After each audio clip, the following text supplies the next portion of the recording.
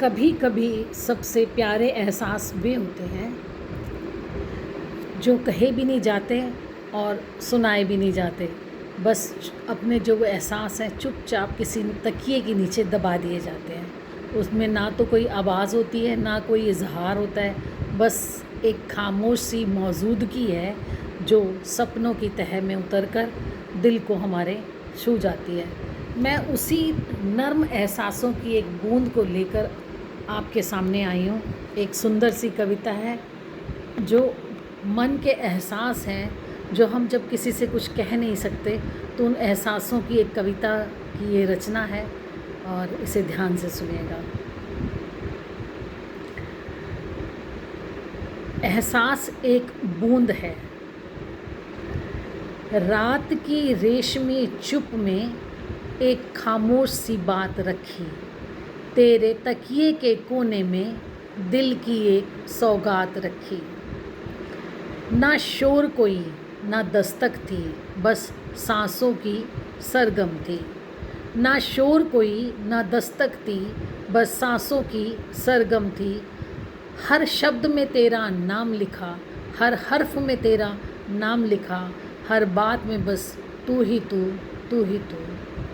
नींद जब तेरे पास आए, यह कविता अपने पहलू में धर ले, तेरे माथे पर वो कविता चूमे चुपचाप, ख्वाबों में भी कविता का रंग भर ले।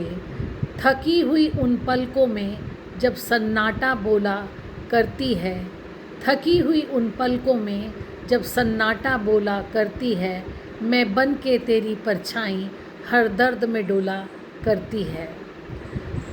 ना दावे हैं ना कोई शर्त, ना कोई मांग मैंने कोई जतलाई। ना दावे ना कोई शर्त, ना मांग मैंने कोई जतलाई, बस तेरी हर एक सुबह बन जाऊं यह छोटी सी रुसवाई। तेरे ख्याल में खो जाऊं, तेरे लफ्ज़ों में ढल जाऊं, तेरे ख्याल में खो जाऊं, तेरे लफ्ज़ों में ढल जाऊं, जो तू सोचे वो मैं बन जाऊं, तेरे दिल में ही रह जाऊं। जब सुबह तेरी आँख खुले, काश ये कविता तुझसे कह दे कि मैं थी तेरे पास सदा, तू ही तो मेरी महफिल है। मैं थी तेरे पास सदा, तू ही तो मेरी महफिल है। तेरे होठों की मुस्कान में मेरी रूह भी समा जाए। जो दिन तुझे थका दे, ये लोरी तुझे सुना जाए। जो दिन तुझे थका दे, ये लोरी तुझे सुला जाए। आज की ये नर्म एक नाजुक सा पैगाम है, आज की ये नर्म सी रात नाजुक सा पैगाम है। शब्दों की चुप चादर में बस तेरा ही नाम है, बस तेरा ही नाम है। पढ़ लेना जब थक जाओ या तन्हा सा कुछ लगे, यह कविता मेरी तरह तेरे तकिए से ही लिपटी लगे। पढ़ लेना जब थक जाओ या तन्हा हो जाओ, जब यह कविता तेरी तरह मेरी तरह तेरे तकिए से लिपटी लगे। तो ये मेरे मन के उद्गार हैं जो हम जब किसी से कुछ कह नहीं सकते तो यह अपने कविता का रूप देते हैं। उन शब्दों को देने के बाद अपने जो शब्द हम लिखते हैं उसको कविता का रूप देने के बाद ऐसा लगता है कि अपने मन की बात कह दी है। तो कई बार हम अपने सबसे गहरे जज्बातों को अपने लफ्ज़ों में नहीं ढाल पाते, पर एक कविता, एक स्पर्श, एक चुप संदेश अनकहे लम्हों को भी जीना सिखा देता है।